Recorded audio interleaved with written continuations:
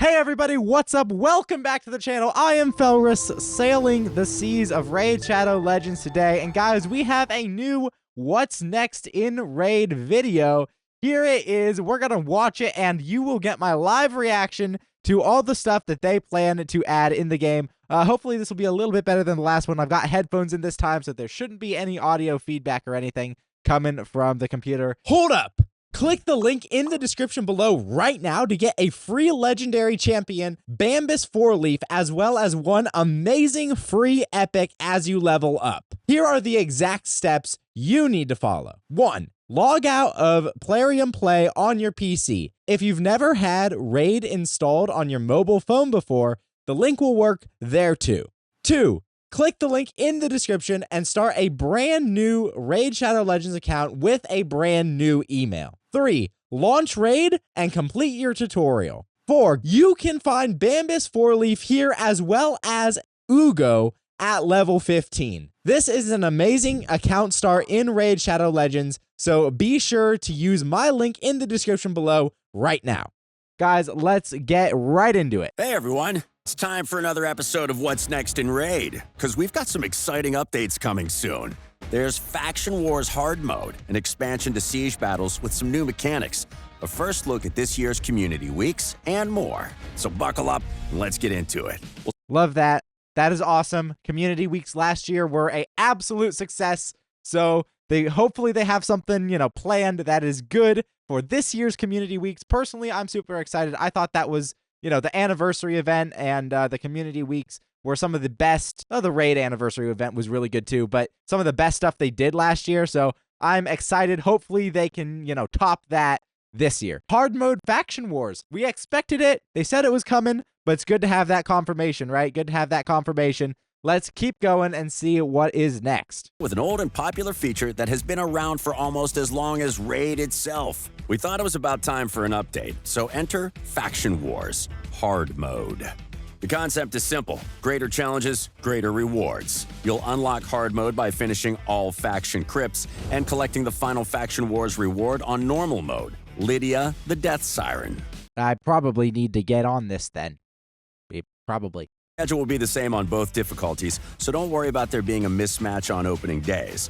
You'll also be able to access hard mode crypts with the same keys you'd use to access normal mode crypts. So pretty expected stuff, right? They're, gonna keep the same schedule, keep the same kinds of keys and everything. You won't be able to farm both normal and hard, which makes sense. They probably want to keep the amount of resources, extra resources that is, that you would earn to probably more of a minimum. Don't want you to farm both normal and hard Faction Wars. That makes sense. It's kind of like using energy in hard mode dungeons, but I want to see what exactly is going to be different about this, guys. Crypts will be significantly harder, but that also means better rewards. We're talking artifact crafting materials, glyphs, including rank 6 glyphs in rare, epic, and legendary rarities. And new... Okay, so we're going to get glyph rarities now. That's something that I'm not sure how they're going to implement. I'm not sure how they're going to implement that, but I will be excited to see what they do, and hopefully the last boss of hard mode Faction Wars will only give us 6-star speed glyphs, and that's it. I'm kidding, guys, but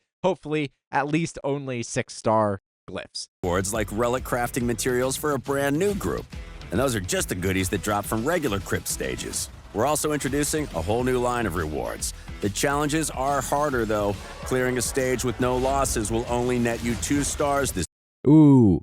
Ouch. So it's going to be different from everything else in the game. That is, if you clear it with no losses, you get 3 stars. Okay. Well, let's see what's going to give us that 3rd star, because now I'm scared. Time around. Getting 3 will require something special. It might be killing enemies while they're under 10 debuffs, or landing a specific number of final blows with a champion under perfect veil. So conditional wins with no losses will get you the 3-star on the stage. We're going to have to really reconsider our Faction Wars teams, guys, because this is going to be absolutely crazy. Potentially some champions that weren't good will now be good for completing these challenges. I think that's probably what is going to be the case and what will happen when these faction wars roll out. Champions like the Incarnate, maybe, who maybe weren't as good before, will suddenly come into the spotlight because they're the only ones in that faction that do that specific thing, right? So, yeah. This will be definitely interesting and a lot harder, definitely super end game content that you guys can all engage in. Or to check out what challenge awaits you on each specific stage. Speaking of challenges, you'll also have to face off against much stronger faction Crypt Keepers too. Each updated boss will have its own focus, whether it's damage over time, single target damage, etc.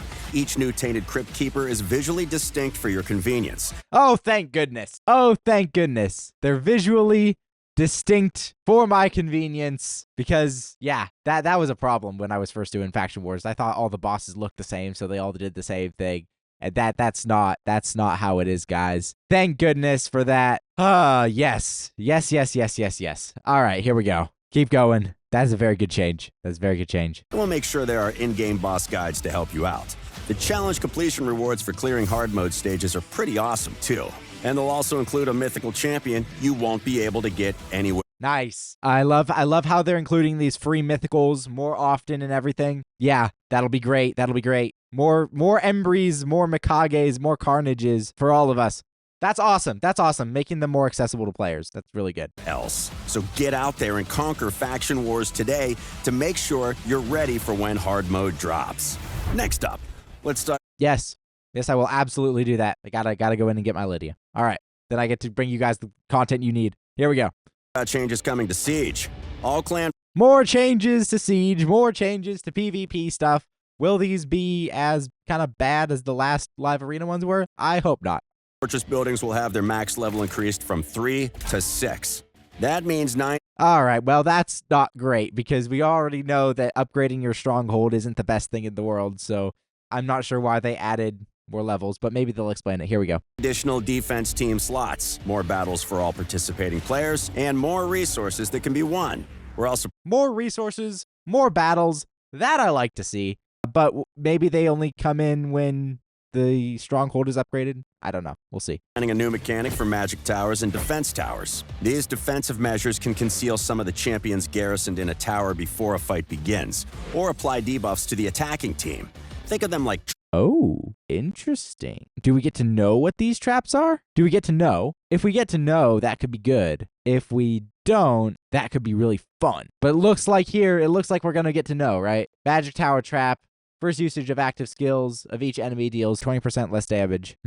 Traps. They're a tool to mislead the enemy and utilize a greater range of tactics to make breaking through your defenses even harder. Oh, this is from the defender's perspective. So we don't know what it's going to look like from the attacker's perspective. This could be really fun, honestly. This could be really fun. It's an aspect that you can't plan for, which means you have to adapt on the spot. Now, a lot of people are going to hate that, but I think that's really fun, personally. So expanding Siege tiers up to 8. New tiers? That must mean new rewards, I hear you ask. You're right. Winning Sieges in tiers 7 and 8 comes with greater rewards, such as unique crafting materials for another new group of relics coming. More new groups of relics. Well, I don't know why they do this whole relic group thing. I mean, I guess it's easier to sort like the crafting chances and whatever, but we have so many of them now, and like one of them has like 2 relics in it. Do we need any more groups of relics? Just add new relics. They can go into the clan relics group. I don't know. Whatever. It is what it is, I guess. On the line. But it'll be more difficult to stick around than it is in tiers 1 to 6. You'll need to reach a certain number of siege points to enter tier 7, and winning a battle there will propel you into tier 8. However, losing battles will drop you to lower tiers, and you'll have to win again to return. Okay. I mean, that seems pretty expected, honestly, unless they're just gonna do one battle in tier 7, gets you to tier 8. So basically, it would create this like massive gap between all the Kraken clans and everyone else. Honestly, that could be really good. That could be really good for the game. But, you know, I don't know how... It depends on how the point scoring works in tier 8. But if it is just you win 1 in tier 7, so that tier 7 is just kind of this gap between the high-end PvP players and everybody else, that could be really good. And I think that's a good change. Tweaking some existing mechanics, such as victory conditions tweaks meant to deal with siege draws and clan management tools, to see where we can improve there. Keep an eye on the patch notes coming in the future to learn more. A slightly smaller feature we've got coming, but no less exciting, is leaderboards. Bring bragging rights. In essence, we're implementing...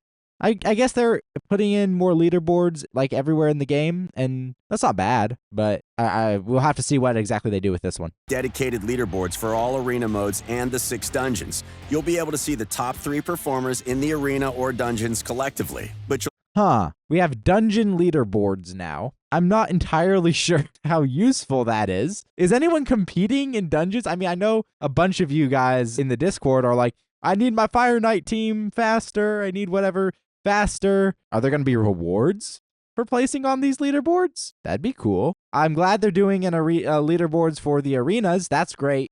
We need that in live arena. We need that in classic arena. We don't even know who the top player is in classic arena half the time. We definitely need it for tag arena. Yeah. I mean, I think that's good. The only question I have is why dungeons? You know, I guess they're just trying to encourage players to play that more because honestly, dungeon gear needs to be buffed. And honestly, if what they're trying to do is encourage players to play the game mode more, they should just buff the dungeon gear. That to me is a better solution. also be able to see the top 100 players for each separate mode and location within the arena and dungeons. These leaderboards will be separated by region and will be refreshed each week for arena and every 2 weeks for dungeons. Scoring high on the global and regional leaderboards will net you some sweet avatar frames and unique badges to show off on your raid profile. Finally, Community Weeks is coming back. We've got a new event planned to sell. Good.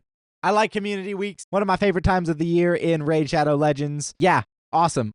Love it. You, our wonderful community, and the bonds you forged with one another on your adventures in Teleria. So, what's new? Well, we're introducing a new 25-day login program, similar to an advent. 25 days of login rewards, which apparently will give us a legendary champion. That's a lot harder than the 7-day login rewards. Hopefully this is a really good champ. Let's see. Calendar. A specific slot will unlock each day, and you'll need to log in to claim the reward assigned to it. You'll want to log in every day, or you might miss out on some serious goodies. On some of the days, you'll be able to claim fragments for a brand new legendary champion, Udex Artor. This guy looks cool. Not gonna lie, this guy looks really cool. I like the flails. I like the kind of the purple, whatever. Sacred Order champion. They need some good legendaries in their faction, in my opinion, so hopefully he'll be good. Hoping for a support, personally. I really like the support daily logins, especially if they're good. If they're not good, you know, it's kind of a problem and they're kind of useless. But if it's a really good support, I'm all in. Created especially for Community Weeks. Don't worry about missing out on the fragments, though. You'll still be able to claim them before the daily login rewards come to an end. Still, it's better to log in every day to claim the other resources as well. The final reward of the Community Weeks Advent Calendar is a legendary relic, and you get to decide what it'll be. So they're giving us a free legendary relic. It looks like we've got the, well, we're gonna have to take a look here. We're gonna have to take a look in game. It looks like we've got the Wand of Submission, the Axe Serpentis, I think. The Blood Crescent. Is it the Blood Crescent? And I want to know what that other one is. It's not the Chrono Cube. That's the mythical. But I think that's a really good one. The Temporal Stagnator. What it does is where it has a 20% chance to remove, seal, or convert buffs, or to increase a skill's cooldown when landing a weak hit. So it does give us almost 100 accuracy and 12 speed, right? The other ones are the Wand of Submission, the Gore Crescent. That's what it is. The Gore Crescent.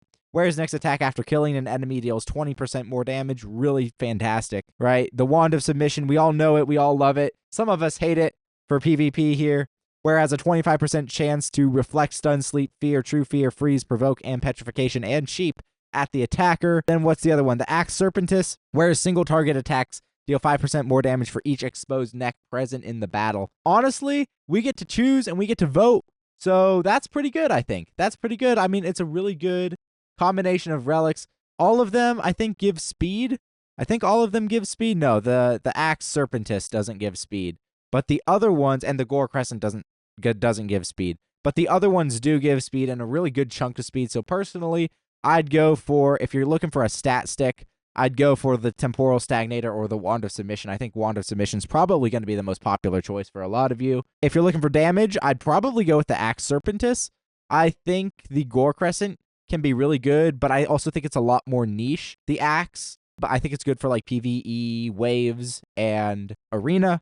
But not entirely sure that it's going to be good. Going to be good outside of that for like Hydra and stuff. So I'd probably go with the Axe over the Gore Crescent. I'm not trying to influence you guys to vote in a certain way. That's just what I personally think. But honestly, I think the Wand of Submission probably the best choice here, in my personal opinion. All right, let's keep watching the video and see what goes on. When the time comes, you'll get to vote on one of 4 options. Rally your friends, make your vote count, and determine the boon every player will receive. We're nearly done, but a What's Next in Raid video is never complete without a sneak peek at some upcoming champions. Hey, we get to see some new champions. I love it. I love it. I love it. I love it. Let's see what they got. Feast your eyes on these We get a Balrog. We get a Balrog in Raid Shadow Legends with a really creepy eye in the middle. All right, let's see what else they got. incredible new warriors coming to the game over the next few months. A lot of Sacred Order and Demon Spawn, to be honest. A lot of Sacred Order and Demon Spawn. This one seems pretty like what we would expect of a Demon Spawn or a Night Revenant. And that's... Hey, it's an orc. It looks like a dog. Like a leopard dog. Fusion dog. Come on, Plarium. Give us Fusion dog for good old Packmaster. We need him. I have 2 Packmaster. Imagine if we got a nuker fusion dog with an AoE A1. Am I asking for too much? Plarium? AoE A1 at least as strong as the cat or Oboro or something. Then Shayak just brings him in every time he uses the A1. Guys, this will be awesome. Oh, and they counterattack when he's hit, right? The dogs counterattack when he's hit. It looks like a legendary dog. I hope it's a legendary dog. Guys, what do you think? What do you think of what's next in Raid? Personally, I'm super excited. Guys, thank you so much for watching. I've been Felris, sailing the seas of Raid Shadow Legends. Hope you all have a wonderful day, and I will see you in another video.